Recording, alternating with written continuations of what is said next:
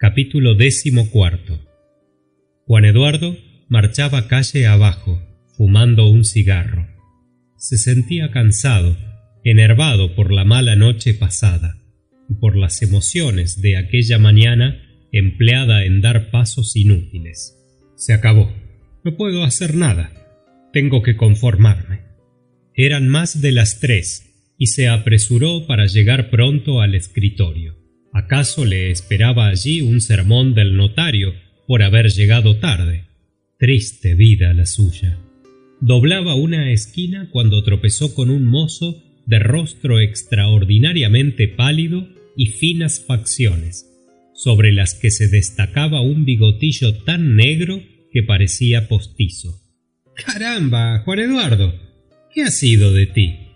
El escribiente reconoció en aquel mozo a su amigo Gustavo, el tipógrafo de La Voz del Distrito, que volvía de Lisboa después de una ausencia de 2 meses. «Aquí me tienes otra vez, con el raquítico de Agustín. Anda, ven a comer conmigo, me haces compañía y ¡qué demonio! No se acabará el mundo porque faltes un día en el escritorio». Juan Eduardo recordó entonces que no había comido desde el día anterior. Tal vez la debilidad era lo que le producía aquella falta de ánimos y de ideas. Se decidió pronto y aceptó la invitación, contento ante la idea de pasar un rato con un compañero de odios iguales a los suyos. Además, las desilusiones sufridas le hacían buscar ávidamente el calor de una amistad, y respondió a la invitación del tipógrafo con animación desusada en él. «Hombre, te lo agradezco. Caes como llovido del cielo. Si no fuera por la amistad, no valía la pena de andar por el mundo». Gustavo, sorprendido ante la actitud resuelta de su amigo, le preguntó: «¿Qué tienes? ¿No marchan bien tus asuntos? Disgustos con la mala bestia de Núñez, ¿verdad?» «No, un poco de spleen». «Eso es inglés. Déjate de spleen y vamos a echar lastre en el estómago». Al decir esto, el tipógrafo cogió de un brazo a Juan Eduardo y le hizo entrar en la taberna del tío Osorio, personaje obeso, satisfecho de la vida, que en aquel momento estaba detrás del mostrador en mangas de camisa remangadas casi hasta los hombros. Al ver a Gustavo, le felicitó por su regreso a Leira. Le encontraba más delgadillo. Debía ser por causa de las aguas de Lisboa y sobre todo por el mucho palo de Campeche que echaban allí en los vinos. ¿Y qué había de servir a aquellos 2 caballeros? «¡Tío Osorio!», gritó Gustavo plantado ante el mostrador. «Sírvanos hígado de rey, con riñones de clérigo, bien asados». El tío Osorio, pronto a la réplica, contestó: «Por acá no tenemos de eso, don Gustavo. Eso es plato de capital». «Están ustedes muy atrasados. En Lisboa ese era mi almuerzo todos los días. Paciencia si no lo hay. Y sírvanos entonces 2 chuletas con patatas. Prontito, ¿eh?» «Se les servirá como a amigos». Tomaron asiento en la mesa de los avergonzados, entre 2 tabiques de pino cerrados por una cortina de percal. El mismo tío Osorio, que apreciaba mucho a Gustavo porque era un mozo instruido y formal, les llevó una garrafa con vino tinto y un plato de aceitunas. Después, mientras limpiaba las copas con el delantal, preguntó al tipógrafo: «¿Qué hay de nuevo por Lisboa, don Gustavo? ¿Cómo está aquello?» «Regularcillo, muy poca vergüenza en los políticos. La clase obrera empieza a moverse. Falta unión por ahora, y se espera ver cómo marchan las cosas en España. Se prepara algo bueno. Todo depende de España. El tío Osorio, que juntó algunos cuartos con los que había comprado una finquita, tenía horror a los tumultos. Lo que él quería era paz. Sobre todo, le desagradaba mezclarse con los españoles, porque de España ni buen viento ni buen casamiento. Todos los pueblos son hermanos, exclamó Gustavo. Pues entonces beban a su salud y beban mucho, que eso hace marchar bien mi negocio. Y haciendo rodar su obesidad, el tío Osorio salió tranquilamente del cuchitril. «¡Elefante!», murmuró Gustavo llenando las copas de vino. Después tarareó la marsellesa, y mientras llegaba la comida, quiso saber lo que le pasaba a su amigo. «¿Cuándo es esa boda?». Juan Eduardo respondió vagamente. «No hay nada resuelto. Tuvimos disgustillos, dificultades». «¡Tonterías!». «No sé si son tonterías. Sé que son disgustos que trastornan a un hombre». Calló, mordiéndose los labios para ocultar la emoción que le embargaba. El tipógrafo hallaba ridículas aquellas historias de mujeres. El hombre del pueblo, el obrero, que se agarra a unas faldas para no soltarlas, era un inútil. Estaba vendido. No se debía pensar en amores. Seamos razonables, Gustavo. Un hombre puede tener sus ideas y trabajar en favor de ellas, sin que esto le impida casarse, tener su arreglo, su familia. «¡Nunca!», exclamó el tipógrafo con exaltación. «El hombre que se casa está perdido. Tengo pruebas». Citó el caso de un libre pensador que para conservar la paz doméstica se sujetaba a ayunar los viernes. «Eso mismo te ocurrirá a ti. Aún he de verte con un cirio en la mano en la procesión de Semana Santa». «Tiene gracia que me digas eso a mí. Tú no sabes lo que ha pasado. Si lo supieses, no me hablarías de ese modo». Contó una vez más la historia del comunicado, pero ocultando que lo escribió en un momento de despecho y haciendo notar la circunstancia de que no le había impedido publicarlo el estar para casarse con una muchacha devota. «¿Y lo firmaste?». Juan Eduardo se turbó un poco. El doctor Godiño no quiso. «¡Caramba! Hay que leer eso y mandárselo a los camaradas de Lisboa». «¿Y qué efecto hizo?». «Un escándalo mayúsculo». «¿Y los curas?». «En brasas». «Pero, ¿cómo supieron que eras tú?». Juan Eduardo se encogió de hombros. Agustín no lo había dicho. Suponía que fue la mujer del doctor Godiño, que lo sabía por su marido y que se lo contaría al padre Silverio, que la confesaba. «Uno muy gordo que parece hidrópico». «Sí». «¡Qué bestia!», rugió el tipógrafo con rencor. «Ya ves, Gustavo, cómo soy una víctima». «Hay que tomar la revancha. Es necesario vengarse, muchacho». ¿Vengarse?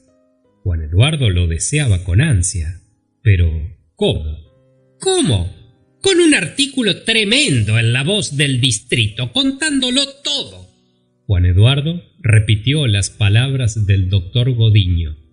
En adelante, el periódico estaba cerrado para los libres pensadores. «¡Demonio!», dijo el tipógrafo. «Tengo una idea.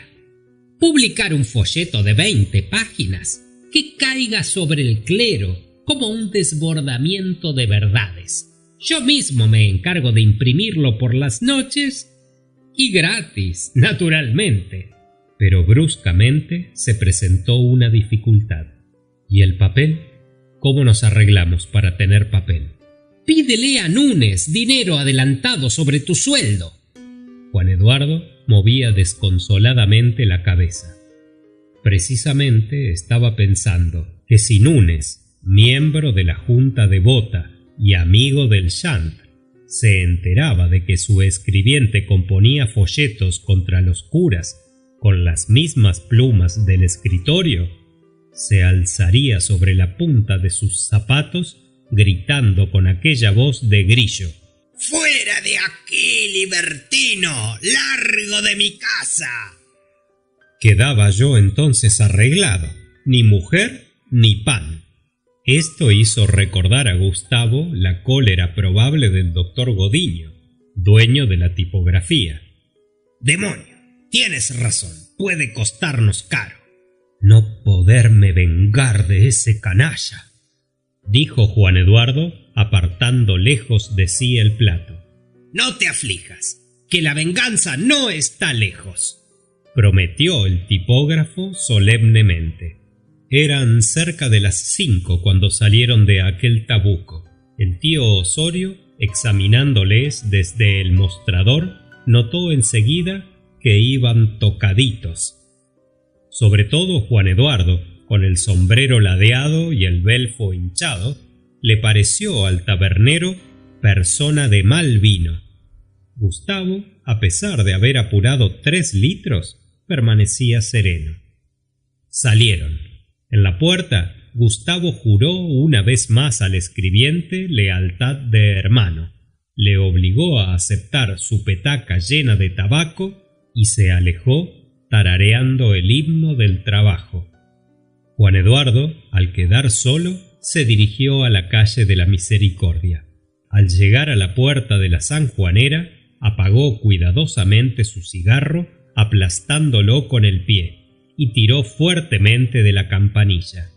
Pitusa acudió corriendo. ¿Dónde está Amelia? Quiero hablarle. Las señoras salieron, contestó Pitusa, espantada ante el tono y los modales de don Juanito. Mientes, borracha, berreó el escribiente. La muchacha, aterrada, cerró con estrépito la puerta. Juan Eduardo fue a apoyarse en la puerta de enfrente y permaneció allí con los brazos cruzados contemplando la casa. Las ventanas estaban cerradas, las cortinas corridas. 2 pañuelos de rapé del canónigo se secaban en la barandilla del balcón bajo. El escribiente se acercó de nuevo y llamó tímidamente primero, después con furia. Nadie respondió. Entonces, indignado, marchó hacia la catedral y se detuvo un momento en el atrio.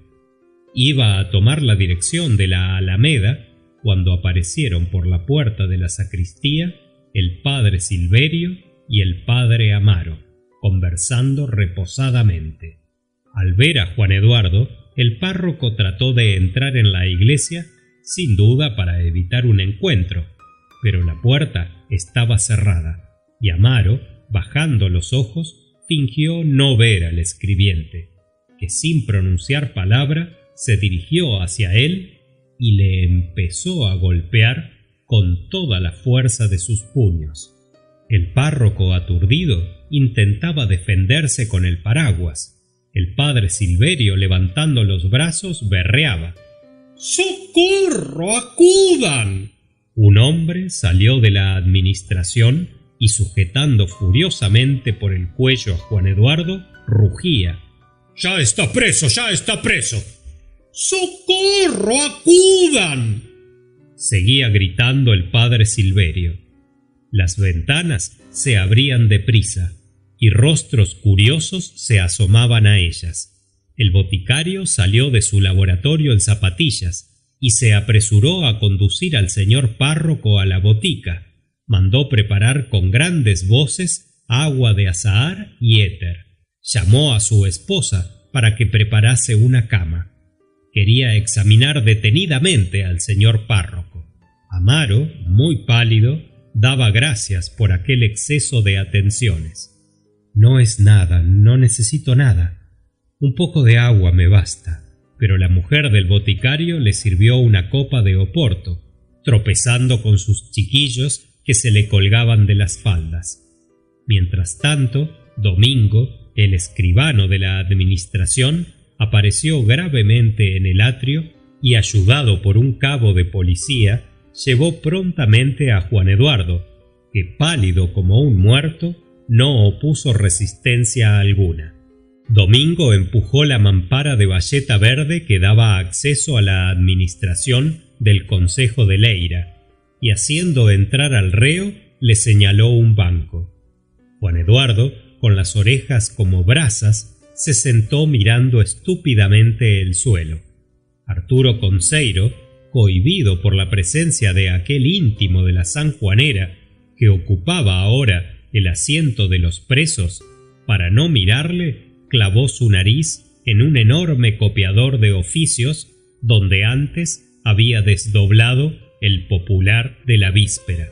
Domingo, lleno de actividad, hacía rechinar con furor su pluma sobre el papel. Era necesario activar el proceso. En aquel momento, la mampara verde se abrió, dando paso al padre Amaro y detrás de él a la enorme masa del padre Silverio. Deseaba hablar con el señor administrador particularmente, dijo Amaro. Todos los empleados se levantaron. Juan Eduardo, blanco como la pared, se levantó también.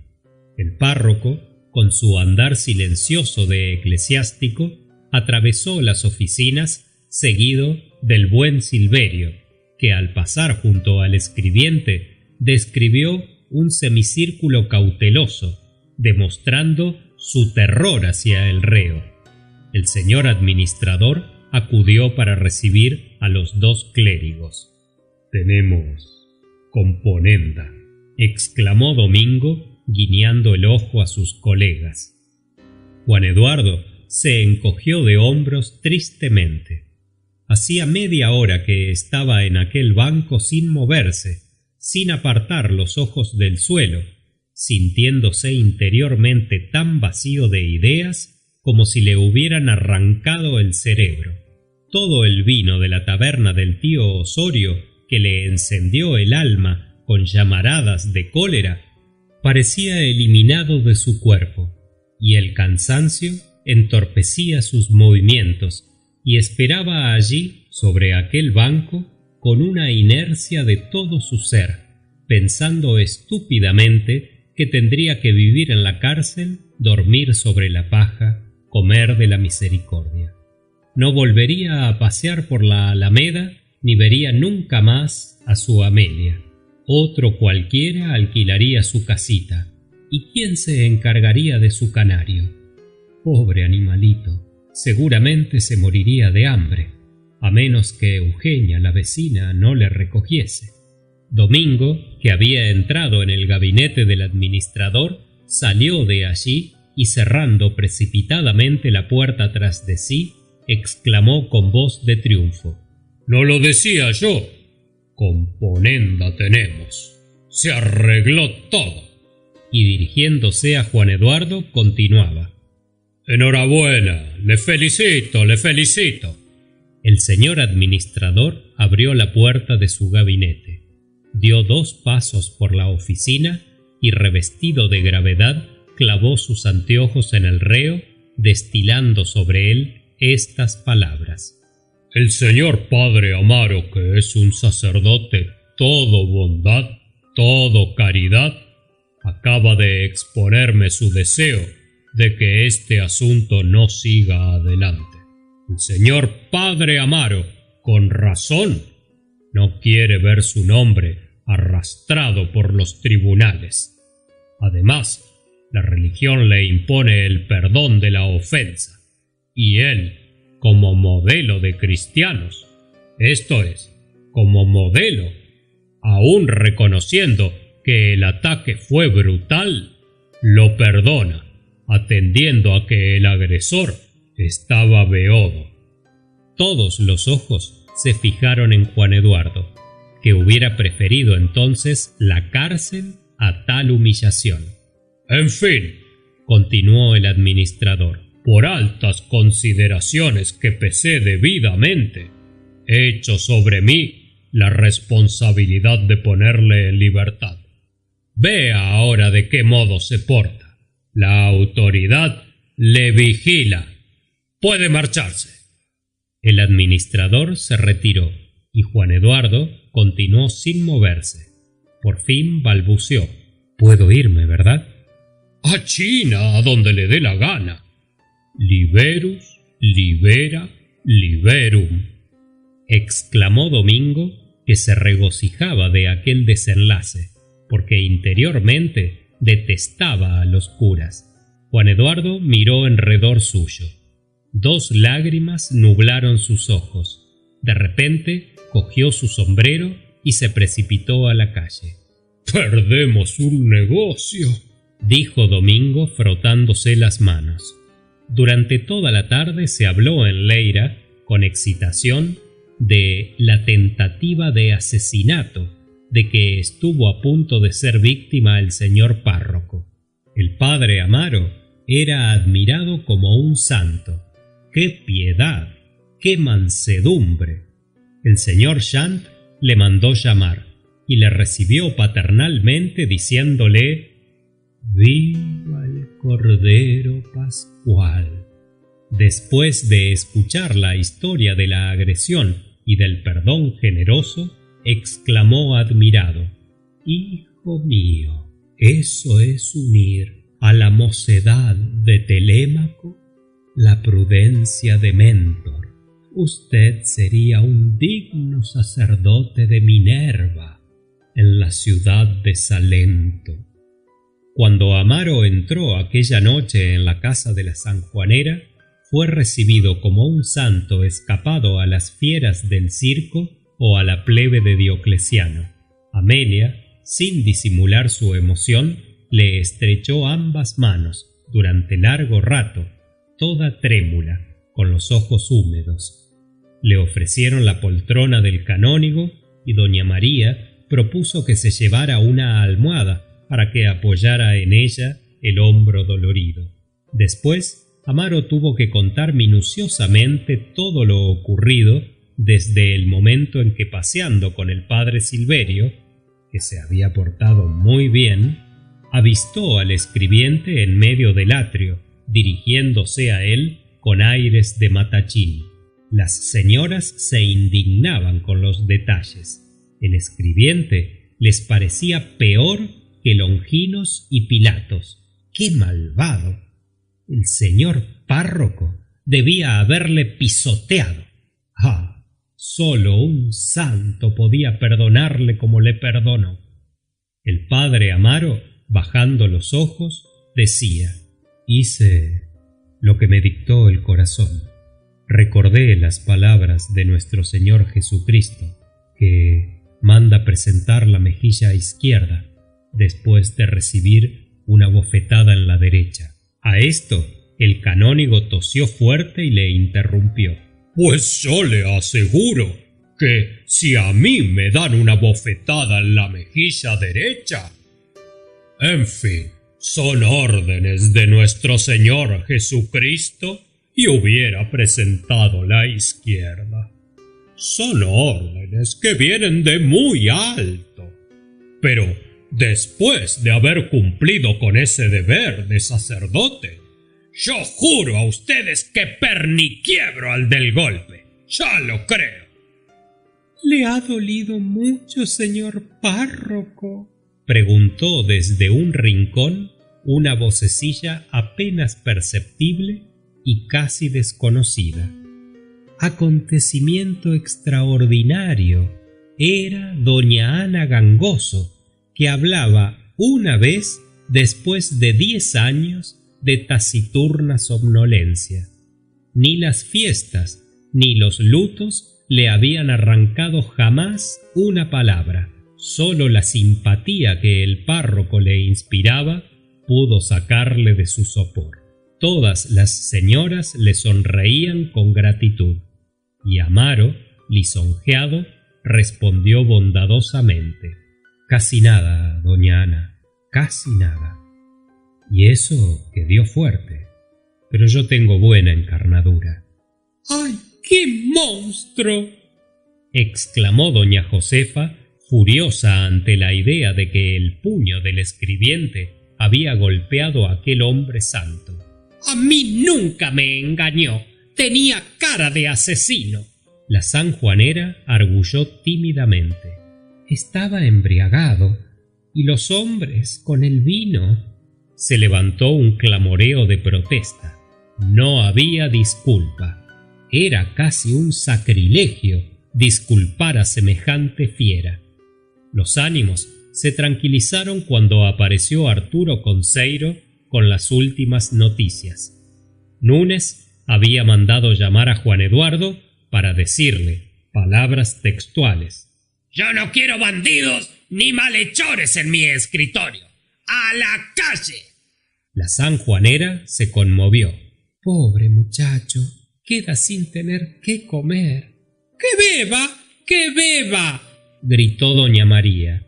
Todos reían, menos Amelia, que inclinándose sobre su costura, palideció aterrada ante la idea de que Juan Eduardo pudiese tener hambre.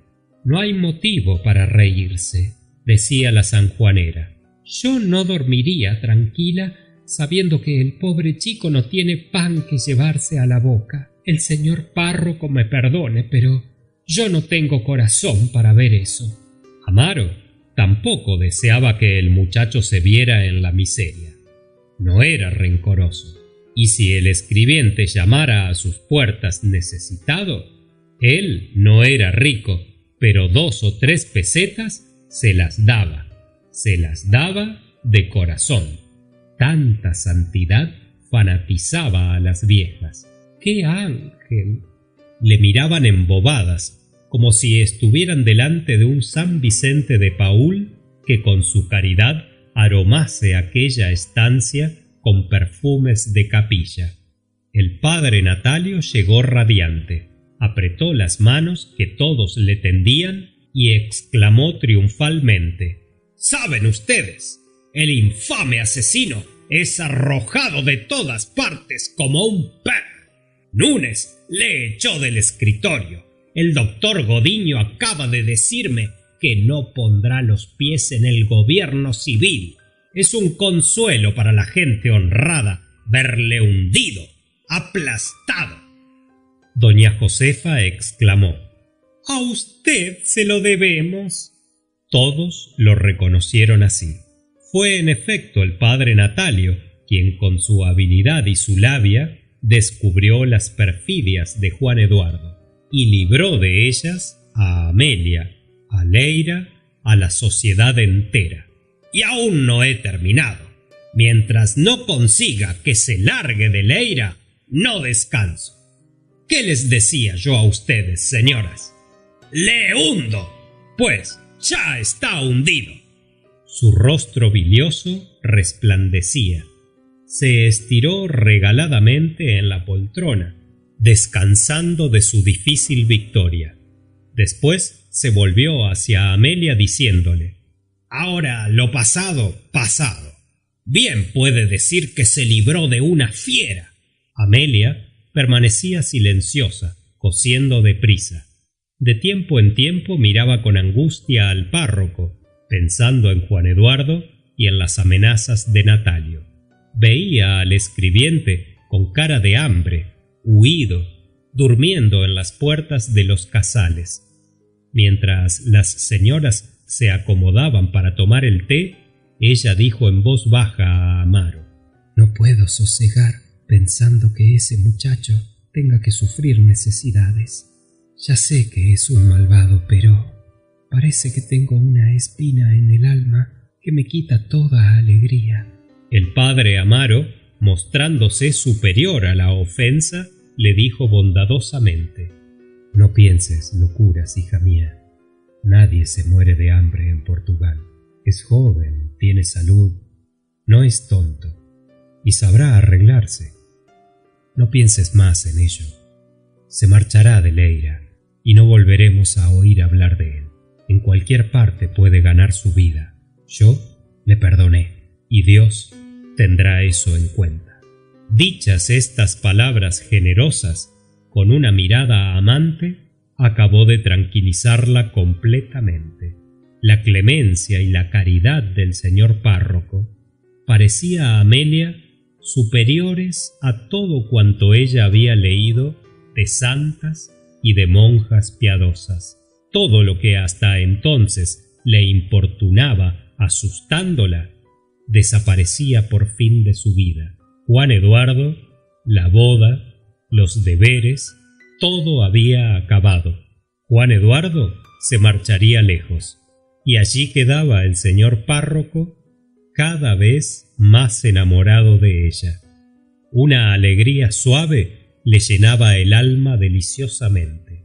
Mientras las señoras se disponían a jugar su lotería, Amelia se acercó al piano, cuyas teclas recorrió en una escala, mientras Amaro le murmuraba a su oído: «Cuánto te quiero, alma mía. ¿Por qué no podremos estar solos ahora?»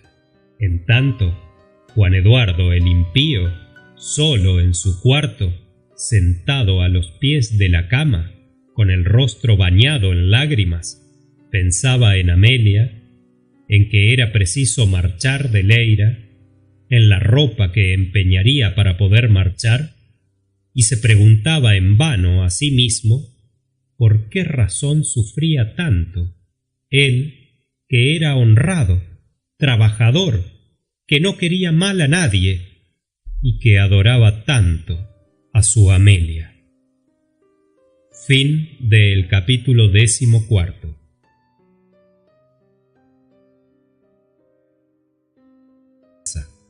Capítulo 15.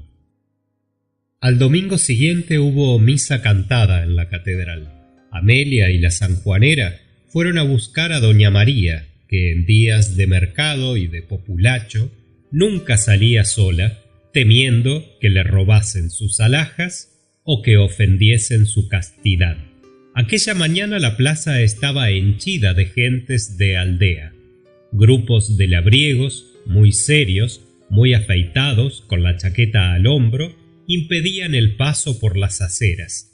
Las mujeres, con una fortuna en cadenas y corazones de oro sobre el pecho, se afanaban en las tiendas, ante los mostradores, cubiertas de lencería y de percales. En las tabernas se oían fuertes voces. Por el mercado, entre sacos de harina, montones de loza y cestos de borona, la gente se estrujaba regateando. Los pobres lloriqueaban sus miserias y rezaban padrenuestros por las esquinas. Las señoras se dirigían a misa vestidas de seda. En la arcada, los caballeros embutidos en sus ternos nuevos fumaban habanos y piropeaban a las muchachas. Amelia y su madre cruzaron deprisa la plaza. Al entrar en la calle del Correo, se encontraron con Libaninho, a quien no habían visto desde el desacato del atrio, y que estalló entonces en exclamaciones. ¡Qué disgusto, verdad, hijicas! ¡Qué infame escribiente! Él no había podido visitar al señor párroco hasta aquella mañana porque tuvo tanto que hacer. Pero ahora venía de casa de aquel santo.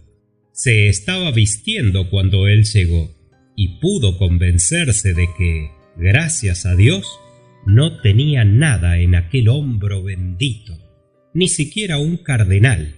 Si ellas hubieran visto qué carne tan delicada y qué cutis tan blanco tenía el señor párroco, un cutis de arcángel. Pero, hijicas, ¿no sabéis lo que le pasa al santico? Las dos señoras, asustadas, le interrogaron. Pues que la criada Vicenta, que ya venía mala unos cuantos días, esta madrugada se puso peor y tuvo que marchar al hospital con un calenturón terrible. Y allí está aquel pobre santo, sin criada, sin nada. Hoy menos mal porque va a comer con nuestro canónigo, que también es un santo. Pero, ¿y mañana? ¿Y después?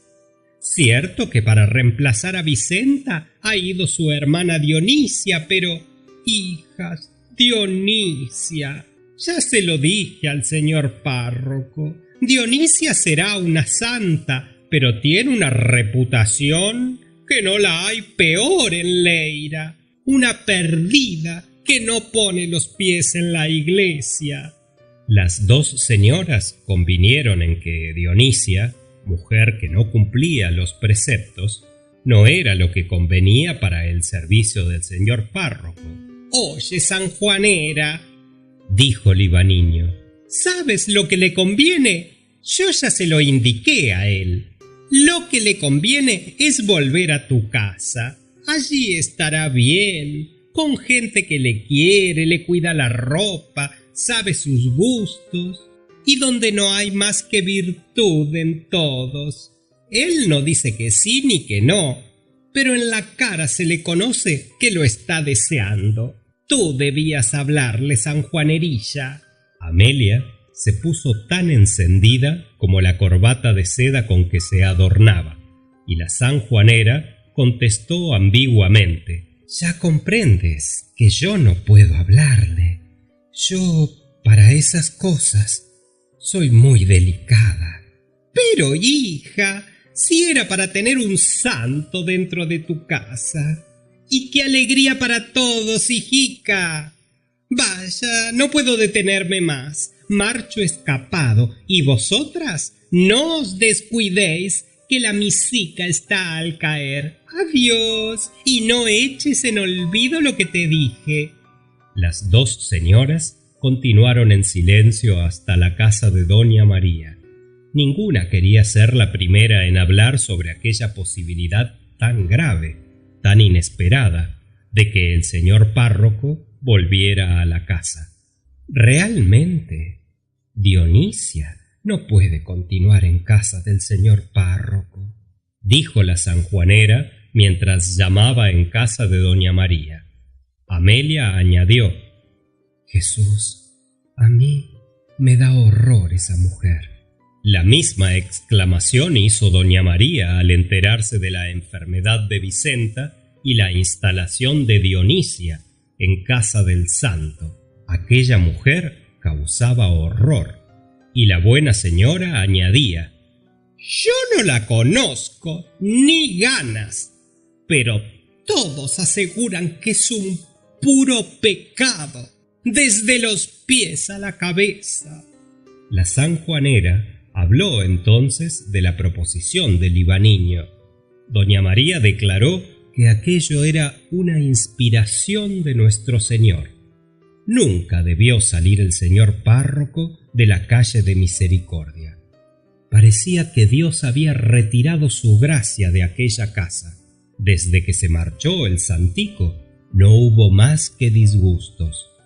El comunicado, el dolor de estómago del canónigo, la muerte de la baldada, aquel desdichado casamiento que estuvo a punto de hacerse, el escándalo del atrio. Vamos, que la casa parecía embrujada. «En ningún sitio puede estar el señor párroco como en tu casa. Él tiene todo lo que necesita de puertas adentro, y para ti es una honra, y es estar en gracia de Dios. Ay, hija, si yo no fuera sola, quien le hospedaba era yo. Y qué bien estaría aquí, en esta salita tan guapa, ¿eh?» Los ojos de doña María al decir esto reían, contemplando las preciosidades de que era dueña. La sala era un inmenso almacén de imaginería y de bric-a-brac devoto. Sobre dos cómodas de madera negra, con cerraduras de cobre, se apiñaban bajo fanales y en peanas las vírgenes vestidas de seda azul, los niños Jesús con el pelo ensortijado, el vientrecillo regordete y la mano dispuesta para bendecir, San Antonio ante su pupitre, San Sebastianes llenos de flechas, San Josés barbudos. Había también santos exóticos fabricados en alcobaza que constituían el orgullo de doña María: San Pascual Bailón, San Didacio, San Crisolo, San Gorilano. Ella sola y nadie más cuidaba, limpiaba y colocaba toda aquella santa legión, aquel arsenal devoto que apenas bastaba para la salvación de su alma y el alivio de sus achaques. Su mayor cuidado era la colocación de los santos. Los alteraba constantemente, porque a veces le parecía que San Eleuterio no gustaba de estar junto a San Justino, y era preciso entonces cambiarlo inmediatamente cerca de un compañero más simpático para el santo. Aquella riqueza, que era la envidia de las amigas, hacía decir al Ibaniño siempre que entraba en la sala: ¡Ay, hija! ¡Esto es el reino de los cielos!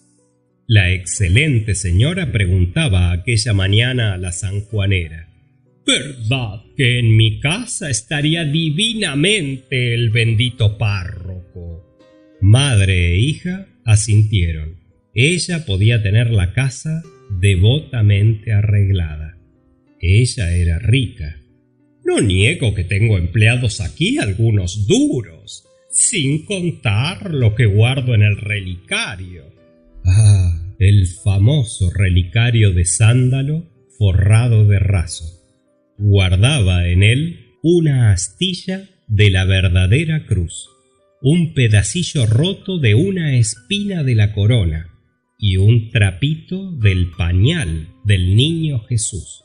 Entre las devotas se murmuraba que cosas tan preciosas de origen divino debían guardarse en el relicario de la catedral. Doña María, temiendo que el chant tratase de apoderarse del tesoro seráfico, sólo lo mostraba a las íntimas. La sanjuanera, como siempre, admiraba sobre todo el trapito del pañal santo. ¡Qué reliquia, qué reliquia!, murmuraba. Doña María, en voz muy baja, añadía: no la hay mejor. 30 duros me costó. Pero aunque me costase 60, aunque me hubiera costado 100, los hubiera dado gustosa. Dio un sonoro beso al precioso trapito y fue a encerrarlo en el relicario dentro de una gaveta. Eran casi las 12 y las 3 señoras se dirigieron apresuradamente hacia la iglesia para coger sitio junto al altar mayor.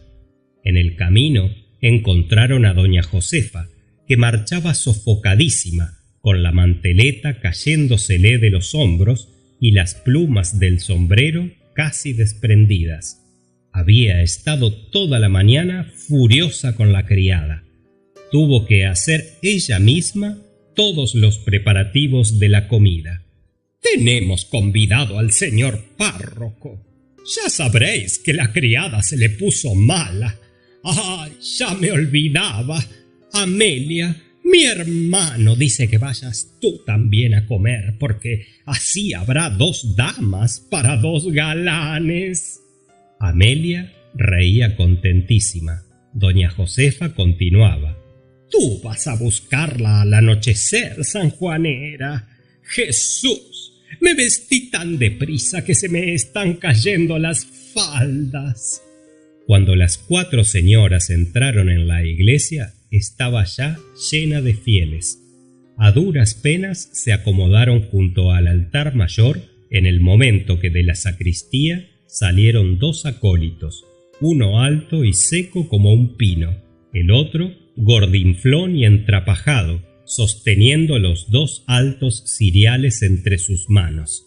Detrás entró el padre Amaro, ornamentado de blanco, con los ojos bajos, las manos cruzadas y el humilde recogimiento que el ritual exige para dar idea de la mansedumbre de Jesús caminando hacia el Calvario.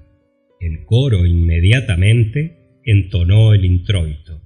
Amelia pasó toda la misa contemplando al párroco, pensando que aquellas manos que daban bendiciones apretaban las suyas con pasión, que aquella voz con que la llamaba nena mía recitaba oraciones inefables. Sentada sobre los talones, con el rostro iluminado por una sonrisa, Amelia Admiraba el perfil, la cabeza, los ornamentos dorados del párroco. Un deseo intenso le quemaba. Lo rechazaba ella como una tentación del demonio, y para no sentirlo, dirigió los ojos al sagrario, que el padre Amaro incensaba, ayudado por 2 diáconos, mientras el coro cantaba el ofertorio. Amelia salió de la iglesia muy pálida, muy fatigada. En casa del canónigo, durante la comida, doña Josefa le reñía porque no hablaba palabra. No hablaba, pero debajo de la mesa su piececillo no cesaba de rozar, de pisar el del padre Amaro. El canónigo abrió una botella de su famoso Duque de 1815 y 2 más del 1847 para acompañar una fuente de dulce que llenaba el centro de la mesa con las iniciales del párroco dibujada con canela y que, según dijo el canónigo, era una galantería de la hermana para el convidado. Amaro brindó con el 1847 por la digna dueña de la casa, que estaba radiante, luciendo su vestido de barés verde. Mucho sentía ella que la comida fuese tan mala. Aquella pícara Gertrudis se estaba volviendo más descuidada. Por poco deja quemar el pato con macarrones. Oh, estaba delicioso, señora. Gracias, señor párroco, es favor. Sírvase otro poquito. No, ya no puedo más.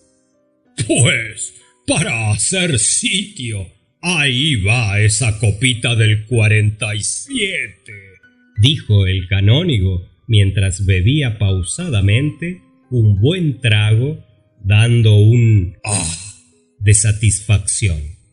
Buen vino, mejor que el que bebió usted hoy en la misa, padre Amaro. Jesús, hermano, qué falta de respeto. El canónigo se encogió de hombros con desprecio. ¡Qué amiga eres de ocuparte de lo que no te importa, hermana! Has de saber que tiene una gran importancia la calidad del vino en la misa. Es necesario que sea un buen vino. El vino malo deja un depósito en las vinajeras, y si el sacristán no las limpia cuidadosamente, llegan a oler mal, por lo que acontece en ocasiones que cuando el sacerdote va a beber la sangre de nuestro Señor Jesucristo, se ve obligado a hacer un gesto de repugnancia. ¿Te enteras, hermana? Aquella noche estaba el canónigo muy decidor, y después de eructar, interrogó de nuevo a su hermana, que le escuchaba asombrada de su ciencia. ¿Y a ti qué te parece, doctora? ¿El vino del santo sacrificio debe ser blanco o tinto? Doña Josefa opinaba que debía ser tinto, para tener más semejanza con la sangre de Cristo.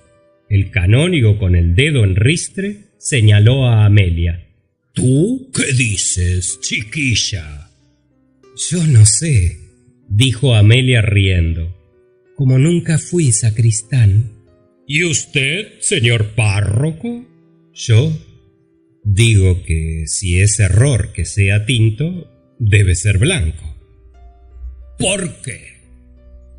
Amaro había oído decir que así era costumbre en Roma.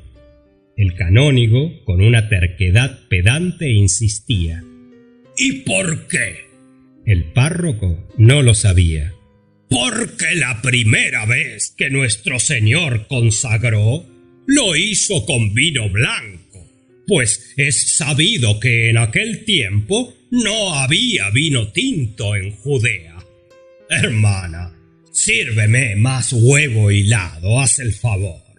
Un fuerte campanillazo les sobresaltó a todos. Es la sanjuanera, dijo doña Josefa. Gertrudis entró con una toquilla de lana en las manos. De casa de la señorita Amelia traen esto, porque la señora se puso un poco mala y no puede venir.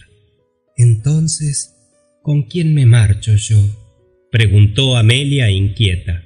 En último caso, con este servidor tuyo puedes ir tranquila, dijo el canónigo dándole una palmadita cariñosa en la mano. Amelia, asustada, decía: Jesús, ¿qué tendrá mamá? ¿Qué será? El párroco contestó riendo: ¿Qué ha de tener? Pereza. No te apures, hija. Yo te llevaré. ¿Verdad, hermano? Te llevaremos todos, en cuanto yo termine de comer esta pera, rosmó el canónigo.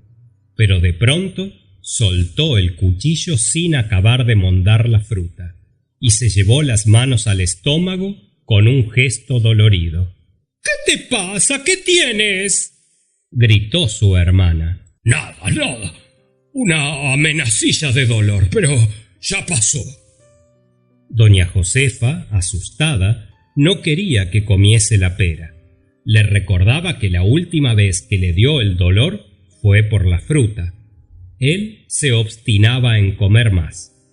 ¡Ya pasó! Rosmaba. De repente se dejó caer en el respaldo de la silla, retorciéndose y gritando. ¡No estoy bien, Jesús! ¡Ay, qué diablo! ¡Caramba! ¡Ay, me muero! Todos se alborotaron alrededor suyo. Doña Josefa, sujetándole por un brazo, le condujo a su cuarto. Amelia corrió a la cocina para calentar una franela y ordenar a Gertrudis que fuese a buscar al médico. La franela no aparecía. Gertrudis, buscando su mantón, tropezaba con las sillas. «¡Vete sin mantón, estúpida!», gritó Amaro. El canónigo continuaba dando quejidos. Amaro, verdaderamente asustado, entró en su cuarto.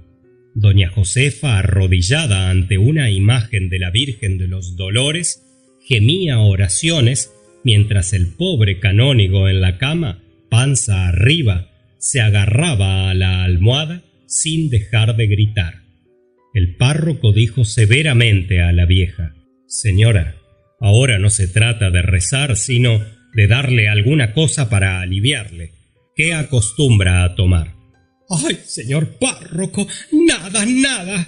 Es un dolor que se va como viene, en un momento, sin dar lugar a nada. Un poco de tila le sienta bien a veces, pero por desgracia hoy no tengo tila. ¡Ay, Jesús!». Amaro corrió a su casa y volvió acompañado de Dionisia, que no perdonaba ocasión de ofrecer sus servicios. Por fortuna, el canónigo estaba mejor. «Gracias, señor párroco», decía doña Josefa. «Ahora se dormirá un poco. Siempre le pasa eso después del dolor. Este fue mayor que los otros. Son esas frutas malditas». Aterrada, retuvo la blasfemia. «Son las frutas de nuestro Señor, y es esta su divina voluntad. Perdóneme, ¿verdad? Voy a junto a él». Amelia y el párroco quedaron solos en la sala. Sus ojos brillaban con el deseo de tocarse, de besarse, pero las puertas estaban abiertas y en la alcoba se oían los pasos de la vieja. El padre Amaro dijo en voz alta: «Pobre padre maestro, es un dolor horrible». «Le da cada 3 meses. Mamá ya temía que iba a darle pronto y estaba con cuidado». El párroco suspiró. «Yo no tengo quien piense en mis dolores». Amelia le miró con sus bellos ojos, húmedos de ternura. «No diga eso». Las manos ardientes iban a juntarse cuando apareció doña Josefa, arrebujada en su chal. El hermano estaba dormido. Ella no podía tenerse en pie. ¡Ay! Aquellos disgustos le quitaban la vida. Sonaron las 11 en un reloj de caja. Amelia estaba con cuidado por su madre. Además, se iba haciendo tarde. Cuando yo salí, empezaba a lloviznar, dijo Amaro. Amelia corrió a la ventana. En la acera de enfrente, a la luz de un farol, las losas relucían con el agua. El cielo estaba negro. Jesús, qué noche. Doña Josefa estaba muy afligida, pero bien veía Amelia que ella no podía dejar un momento la casa sola. Gertrudis no había vuelto aún de casa del médico, porque seguramente estaría fuera y habrían ido a buscarle. Sabe Dios cuándo volvería. El párroco entonces advirtió que Dionisia había venido con él y podía acompañar a la señorita hasta su casa, puesto que estaba cerca. Además, a aquellas horas no había nadie por las calles, y él mismo las dejaría en la plaza. Pero debían darse prisa, porque iba a caer un buen aguacero. Doña Josefa fue a buscar un paraguas para Amelia. Le recomendó mucho que contara a su madre lo ocurrido, diciéndole que no se asustase, porque el canónigo estaba ya mejor. Desde lo alto de la escalera gritaba: «Dile que hicimos todo lo posible por calmarle el dolor, pero ya sabe ella que es un mal que no da tiempo a nada». Bueno, se lo diré. Hasta mañana. Al salir a la calle llovía mucho. Amelia quiso esperar, pero el párroco, empujándola por un brazo, decía: «No es nada, 4 gotas, no vale la pena». Marchaban por la calle desierta, cobijados bajo el mismo paraguas. Dionisia los seguía en silencio, con el mantón echado por la cabeza. Todas las ventanas estaban cerradas. Entraron en la calle de Sousas. «Jesús, qué noche. Se me va a estropear el vestido», dijo Amelia. «Es que ahora llueve a cántaros», añadió Amaro. «Lo mejor que podíamos hacer era esperar un poco en el portal de mi casa». «No, no», decía Amelia asustada. «¡Qué tontería! ¿Por qué no? Es un momento. Y si su madre la ve llegar empapada en agua, había de reñirla con razón». «No, no». Pero Amaro se detuvo, abrió rápidamente una puerta y obligó a entrar a Amelia diciéndole: «Es un momento, esto pasa pronto. Entre». Entraron en el portal oscuro y permanecieron silenciosos viendo caer el agua. Amelia estaba desconcertada. La negrura y el silencio del portal le asustaban. Sin embargo, experimentaba una extraña sensación de placer al encontrarse allí, junto a él, en aquella obscuridad. Insensiblemente se acercaba a él para retirarse después vivamente al escuchar su respiración agitada y sentirle tan cerca de sus faldas. Sin verle, adivinaba detrás de ella la escalera que conducía al cuarto de él, y sentía un gran deseo de subir y ver sus muebles, sus arreglos. La presencia de Dionisia la cohibía, y al mismo tiempo volvía los ojos a cada momento hacia el rincón donde estaba, temerosa de verla desaparecer en la negrura del portal o de la noche. Amaro golpeaba los pies en las baldosas y se frotaba las manos para entrar en calor. «Vamos a pillar aquí algún mal», decía. «Este portal está helado. Era mejor que esperásemos arriba, en el comedor». «No, no», gritaba ella. «Vaya, no seas tonta. Mamá te reñiría si supiera. Suba, Dionisia, y encienda la luz». La matrona subió inmediatamente. Amaro, tomando el brazo de Amelia, le decía bajito: «¿Por qué no quieres? ¿Qué te figuras? No es más que esperar un poco a que cese de llover». Ella no respondía. Amaro posó la mano sobre su hombro. sobre su pecho, apretando, acariciando la seda de su vestido. Ella, estremecida, le siguió por la escalera casi sin darse cuenta, tropezando en cada escalón. «Entra ahí, en mi alcoba», le dijo él al oído, y corrió a la cocina. Dionisia encendía una luz. «Oiga, Dionisia, quiero confesar a la señorita. Por eso la hice entrar, ¿comprende? Es un caso muy grave. Vuelva dentro de media hora. Tome». Le puso en la mano unas monedas. Dionisia se quitó los zapatos, bajó de puntillas la escalera y se encerró en el cuarto del carbón. Amaro, con la luz en la mano, volvió a la alcoba. Amelia estaba allí, pálida, inmóvil. El párroco cerró la puerta y, silencioso, con los dientes apretados, se acercó a ella, respirando con fuerte agitación. Media hora después, Dionisia tosía en la escalera. Amelia bajó deprisa, arrebujada en su toquilla. Al abrir el portal, 2 borrachos pasaron gritando. Amelia retrocedió. Entonces, Dionisia inspeccionó la calle y, segura de que nadie pasaba, dijo: «No tenga miedo, ya no hay nadie, señorita». Amelia se tapó aún más el rostro, y las 2 mujeres apresuraron el paso hacia la calle de Misericordia. Ya no llovía, había estrellas, y un frío seco anunciaba viento norte y buen tiempo. Fin del capítulo 15.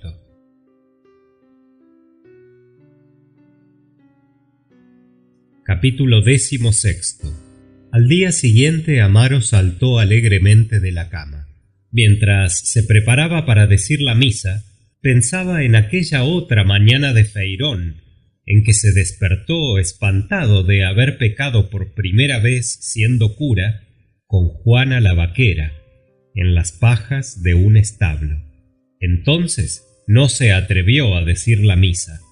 Temía que la capilla se hundiera, aplastándole si osaba tocar la Eucaristía con aquellas manos que habían levantado las burdas sayas de la vaquera. 3 veces se acercó a la iglesia sin decidirse a entrar, hasta que montó a caballo y caminó 2 horas para confesarse con el abad Sequeira. ¡Ah! ¡Qué diferencia de aquellos tiempos! Ahora había abierto los ojos y veía la realidad humana. Abades, canónigos, cardenales y monseñores no pecaban sobre la paja de un establo, pecaban en alcobas cómodas, y no se hundían las iglesias sobre ellos. No era eso lo que le inquietaba aquella mañana. Era Dionisia, a quien oía toser en la cocina sin decidirse a llamarla para que le llevase el agua de afeitarse. Repugnaba a su pudor de sacerdote saber que aquella vieja concubina de autoridades civiles y militares conocía su fragilidad. Le mortificaba la idea de ser observado por aquellos ojillos cínicos que no se impresionaban ni con la austeridad de las sotanas ni ante la respetabilidad de los uniformes, porque sabía que bajo unas y otros estaba igualmente la misma miseria brutal de la carne. Terminemos, pensó, le doy un duro y que se marche. Sonaron unos golpes discretos a la puerta del cuarto. «Entre», dijo Amaro, inclinándose sobre la mesa, como abismado ante sus papeles. Dionisia entró, dejó el jarro de agua sobre el lavabo, tosió y dijo en tono confidencial: «Señor párroco, hay que tener cuidado. Ayer vieron salir de aquí a la señorita. Es cosa seria, hijo. Y a todos nos conviene que no se sepa». No, Amaro no podía imponerse. Aquella mujer se convertía a la fuerza en su confidente. «¿La vieron, eh?» «Sí, señor.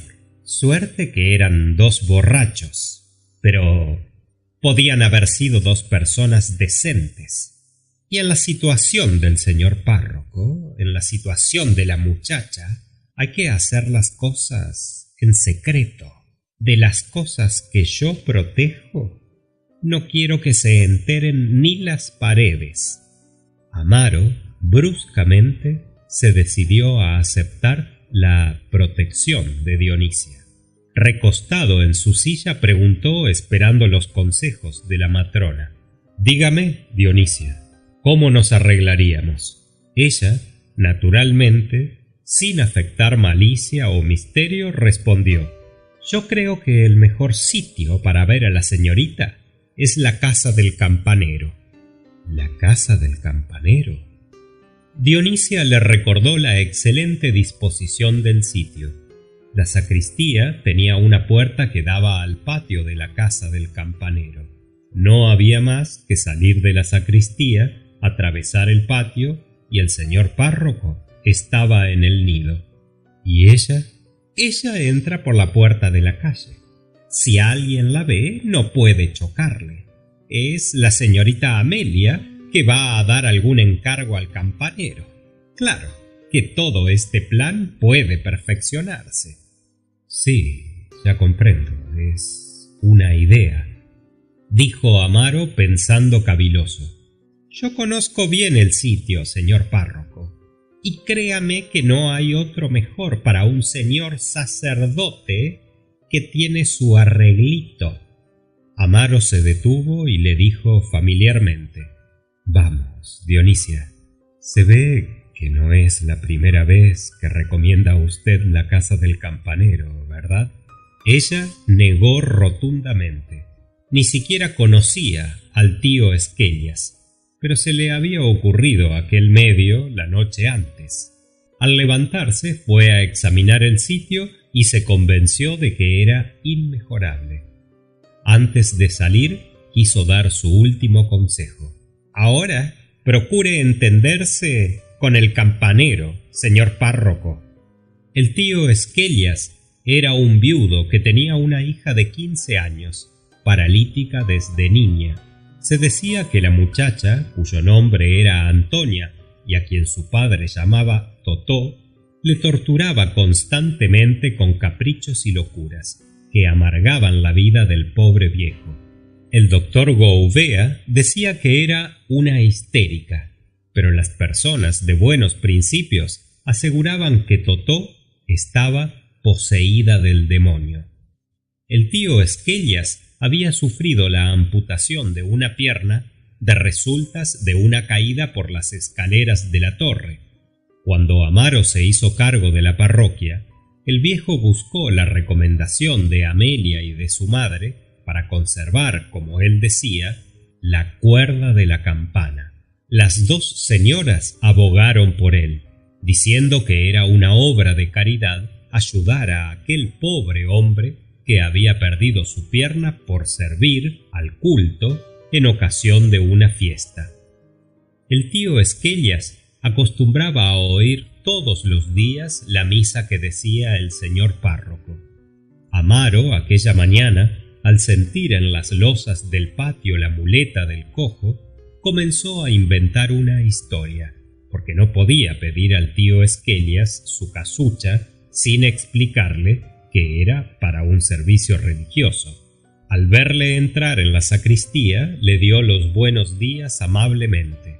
El sacristán se acercó con la casulla roja y Amaro la recibió sobre los hombros, murmurando con mucha compostura: «Domine, quis dixiti jugum meum». Apriete más los cordones de detrás, tío Matías. «Suave est, et onus meum leve».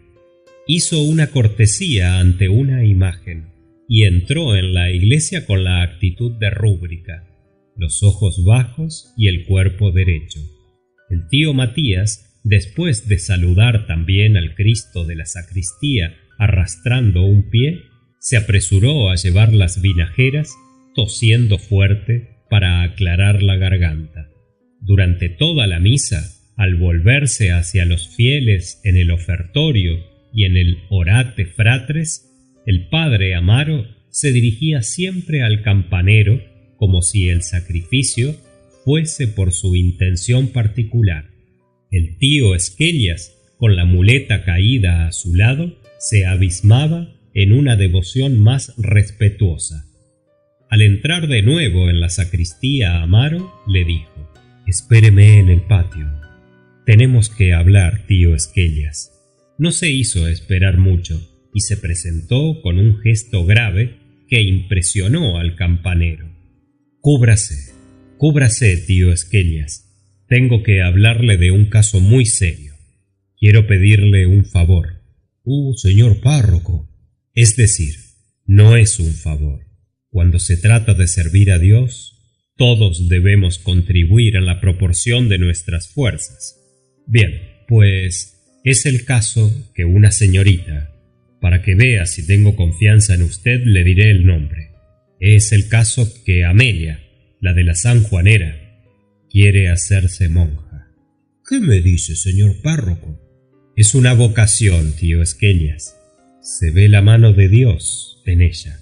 La pobre muchacha aborreció las afecciones mundanas desde su desavenencia con el novio, pero la madre, como está vieja y la necesita para gobernar la casa, no quiere consentir que entre en religión, suponiendo que es una veleidad de la chica. Pero no, es una vocación. Yo lo sé bien. Sin embargo, necesito tener con ella muchas y muchas conferencias para conocer sus disposiciones y ver si le conviene la clausura, la penitencia, el cuidado de enfermos, la adoración perpetua o la enseñanza. Vamos. Yo quiero estudiarla bien, pero ¿dónde? En su casa no puede ser, porque la madre ya tiene desconfianza. En la iglesia, imposible. Es como estar en la calle. En mi casa, tratándose de una muchachita joven, no está bien. De modo, tío Esquelias, que, seguro de que ha de agradecérmelo, he pensado en su casa. Señor párroco, mi casa, mis trastos, todo está a su disposición. Pero el tío Esquelias temía que la casa no fuese decente, no tuviera bastantes comodidades.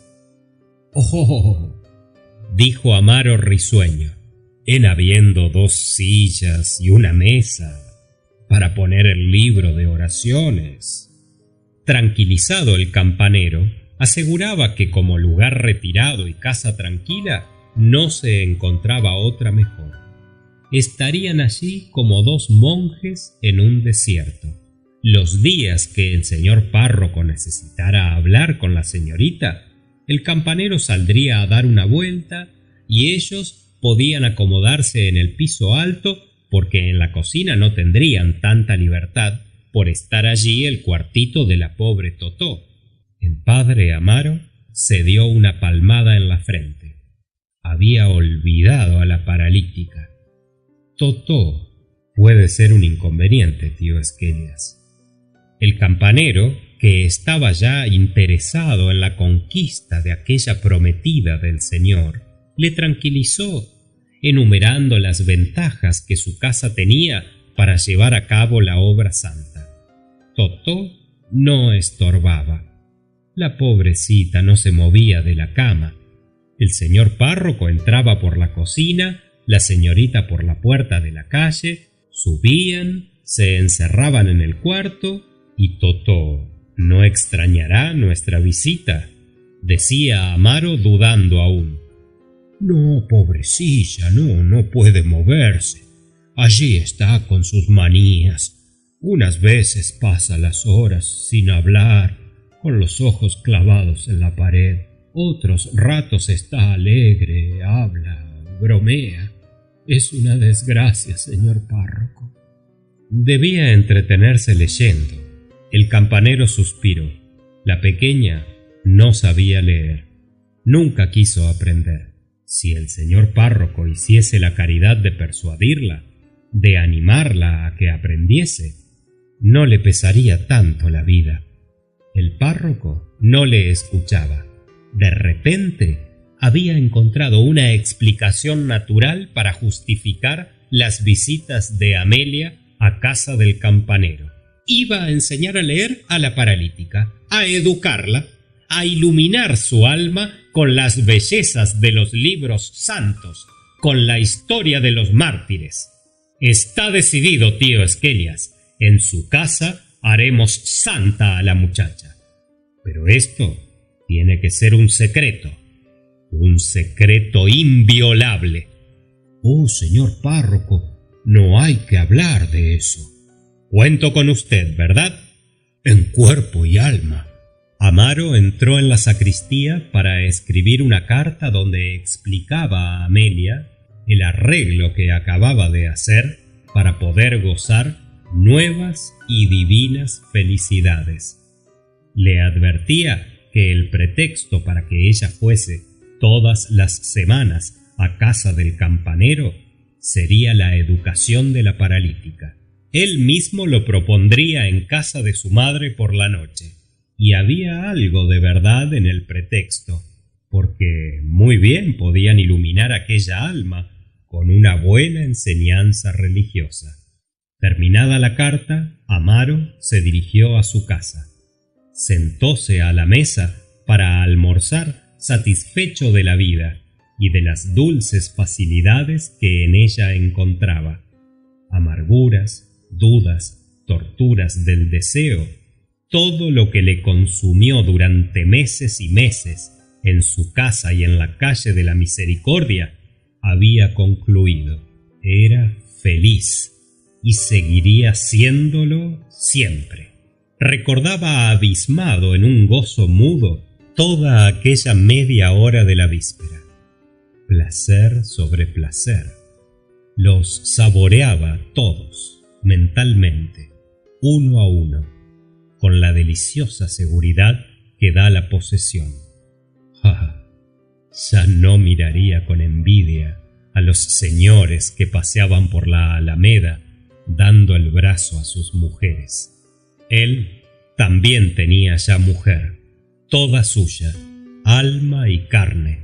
Le quería, era bella y llevaba las ropas blancas y limpias, perfumadas con un olorcillo de agua de Colonia que a él le encantaba. Al terminar el almuerzo, Dionisia, muy risueña, le preguntó si había hablado con el tío Esquelias. Algo le dije, pero aún no hay nada resuelto. Roma no se gana en una hora. La matrona se retiró a la cocina, pensando que el señor párroco mentía como un hereje. No le importaba. Nunca quiso tratos con los señores eclesiásticos. Pagaban mal y desconfiaban siempre. Cuando Amaro salió, ella corrió a la escalera para decirle que tratara de buscar una sirvienta porque ya no podía abandonar su casa por más tiempo.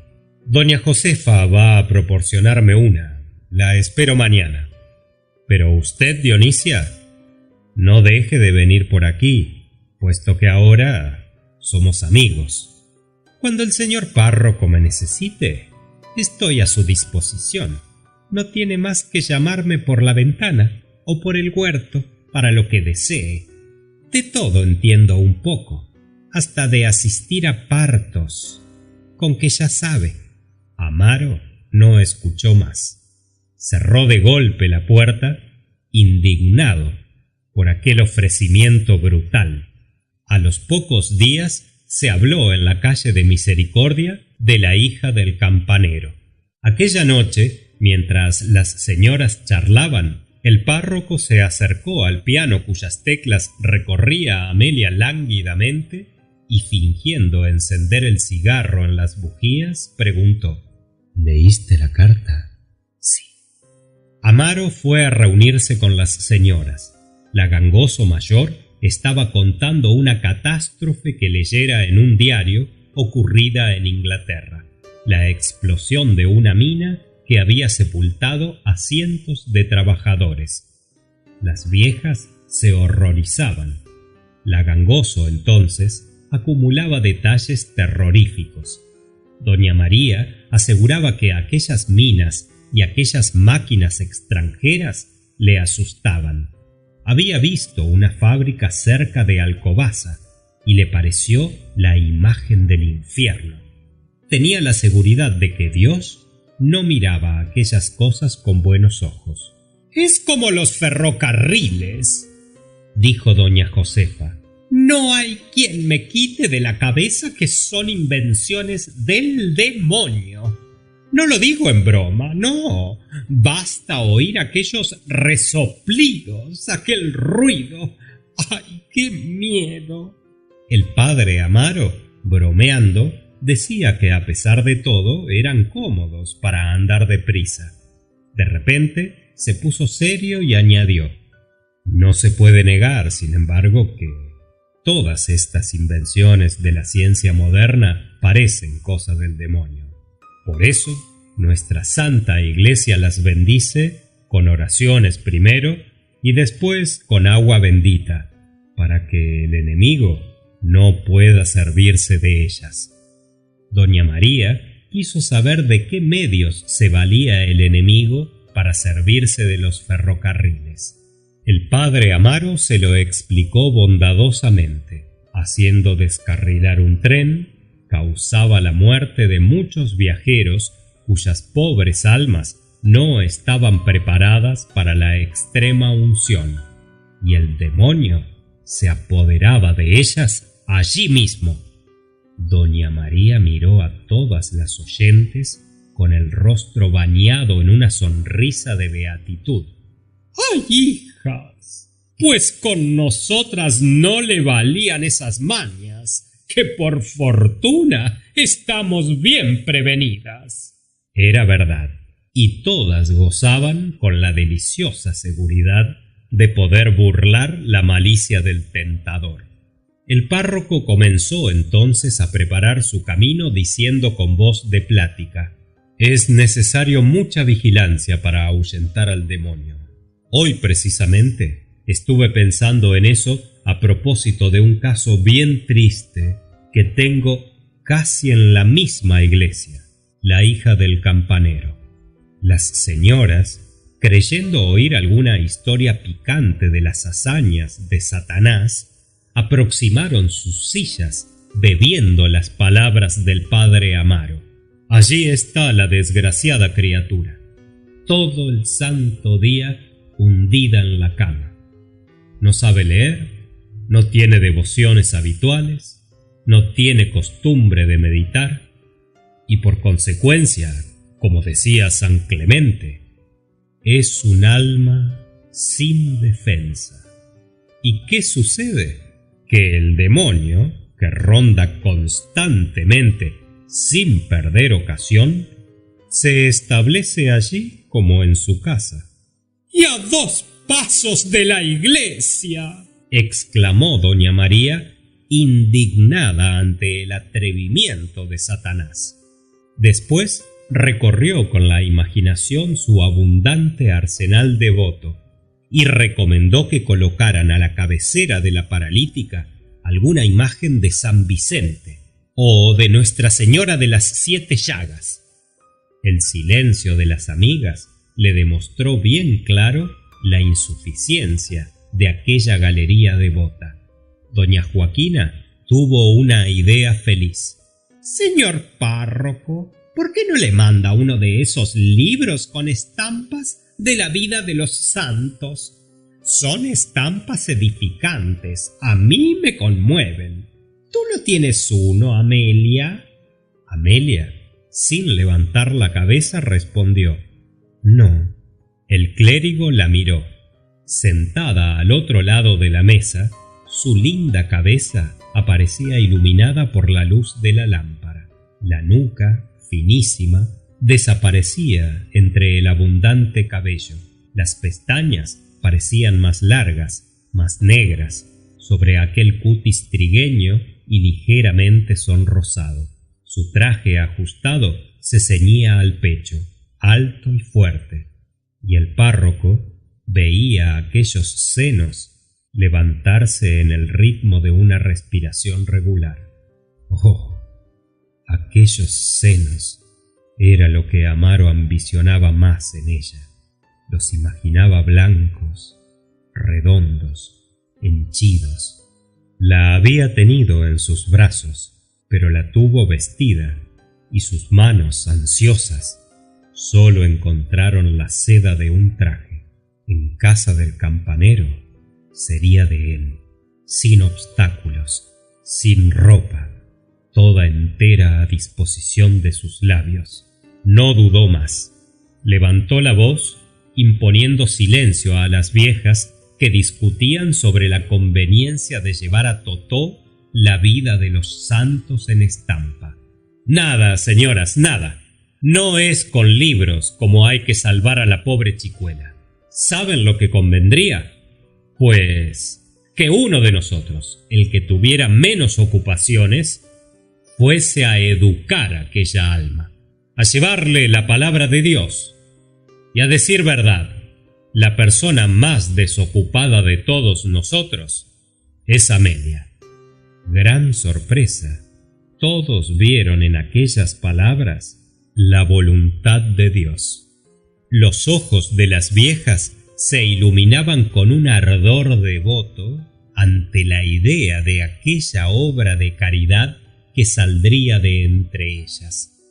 Se extasiaban pensando los elogios que había de prodigarles el chantre. Cada una daba un consejo, queriendo tomar todas parte en la obra santa, para participar de la recompensa que sin duda merecía. Doña Joaquina Gangoso manifestó que envidiaba a Amelia, y ésta rompió a reír nerviosamente. ¿Imaginas que no lo haría con tanta devoción como tú? ¿Ya estás orgullosa de la buena acción? Pues, hija, así no sacarás provecho de ella. Amelia, sin poderse contener, trataba de sofocar su risa. Los ojillos de doña Joaquina echaban lumbre. Es una grosería reírse así. Es una impertinencia suponer que yo no haría lo que tú puedes hacer.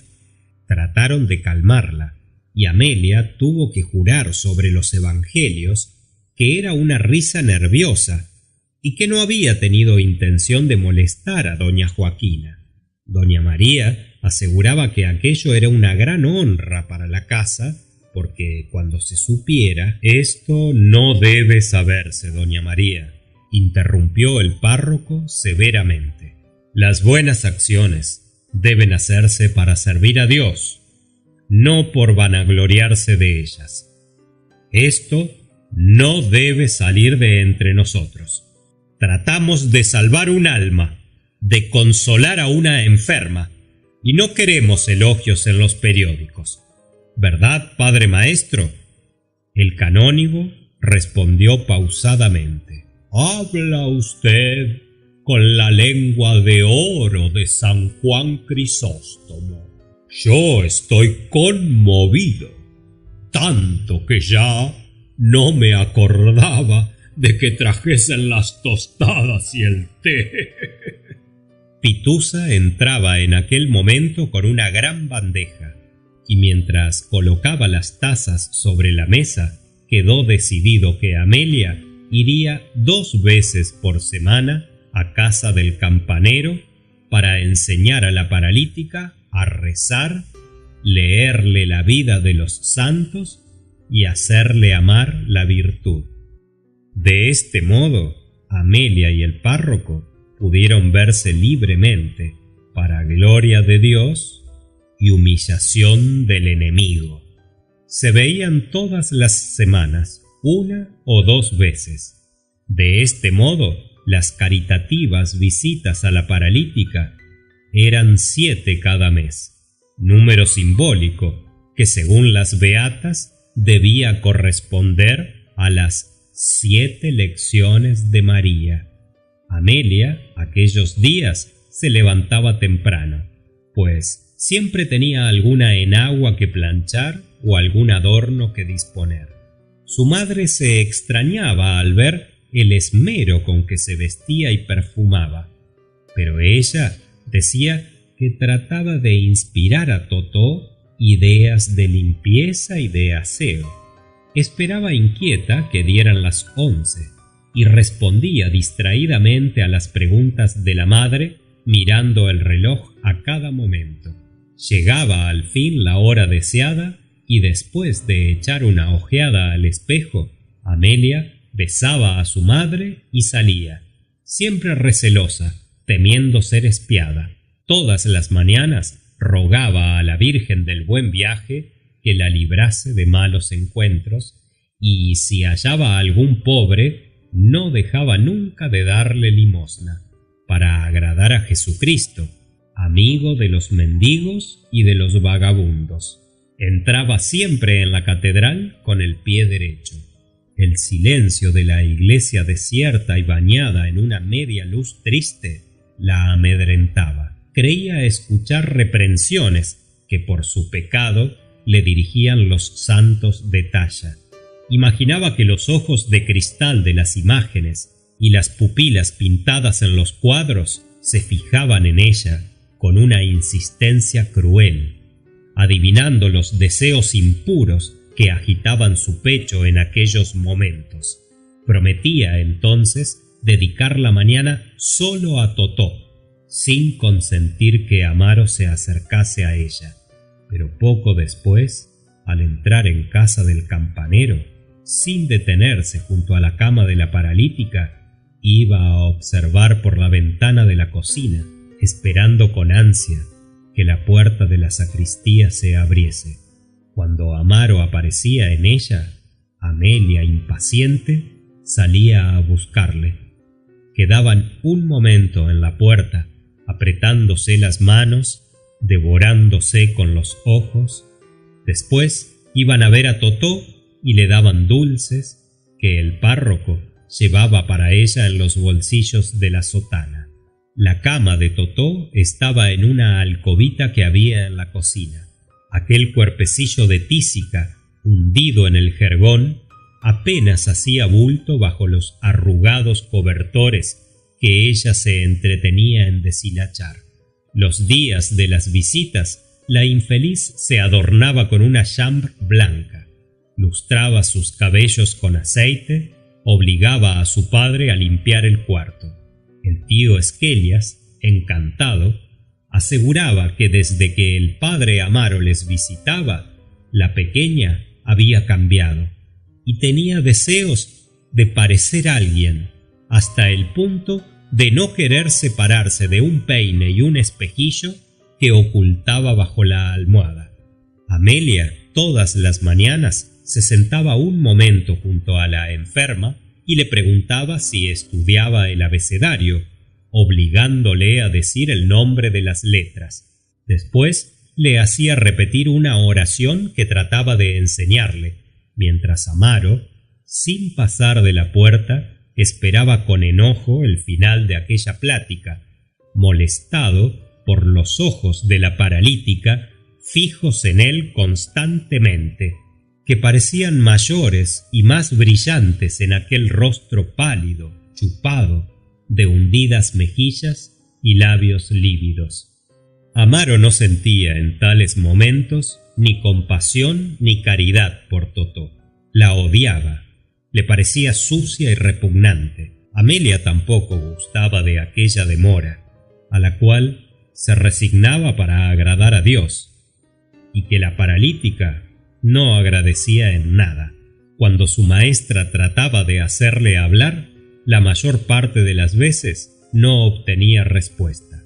Casi siempre la escuchaba vuelta hacia la pared, y si Amelia trataba de arreglarle la ropa de la cama o de taparle los hombros con un chal, ella, enfurecida, se encogía ocultándose bajo las sábanas. A una seña de Amaro, Amelia colocaba un libro con estampas de santos sobre la cama de Totó. Vaya, ahí te quedas. Mira, este es San Mateo, esta es Santa Virginia. Adiós, que yo voy arriba con el señor párroco a rezar para que Dios te sane. No destroces el libro, que es pecado. Subían la escalera mientras la paralítica hacía esfuerzos desesperados por levantarse, siguiéndoles con los ojos llameantes, ansiosos, nublados por lágrimas de ira. La habitación alta era la alcoba del tío Esquelias. Estaba blanqueada y tenía el techo de vigas sobre las que se asentaban las tejas. Junto a la cama, pendiente de un clavo, estaba el candil, que dejó en la pared un penacho de humo negro. Sobre la pobre mesa había un Nuevo Testamento, una botella de agua y preparadas a cada lado 2 sillas. El párroco, bromeando, decía: «Mira, todo esto es para nuestra conferencia, para que yo te enseñe bien tus deberes de monja». Ella, delante de Amaro, con una sonrisa que dejaba ver sus blancos dientes, abría los brazos, abandonándose y murmurando: «Enséñame, entonces». El párroco la besaba en el cuello, en la cabeza, a veces le mordía las orejas, y ella daba un grito de placer. Luego permanecían silenciosos, escuchando, con miedo de ser oídos abajo por la paralítica. Después cerraban las maderas de la ventana y la puerta, que era forzoso empujar con las rodillas. Amelia comenzaba a desnudarse lentamente y se quedaba un momento inmóvil, con la ropa caída a sus pies, mientras el clérigo, anhelante, contemplaba aquella forma blanca que se destacaba en la obscuridad del cuarto. Ella se persignaba deprisa y antes de subir al lecho suspiraba siempre tristemente. Al dar las 12, Amelia, cansada, murmuraba: «Tengo que marcharme. Espera un poco. Siempre tienes prisa. Es muy tarde». Pero el párroco quería detenerla. No se cansaba de besar aquella orejita. «Golosón, déjame». Con las ventanas cerradas se vestía ligera, después abría y volvía de nuevo a besar al cura, que continuaba en el lecho. Arrastraba las sillas para que la paralítica, al oír el ruido, creyese que había terminado la conferencia. Bajaba apresuradamente, huyendo de Amaro, que no acababa nunca de besarla, y antes de salir se detenía un momento en el cuarto de Totó para preguntarle si le habían gustado las estampas.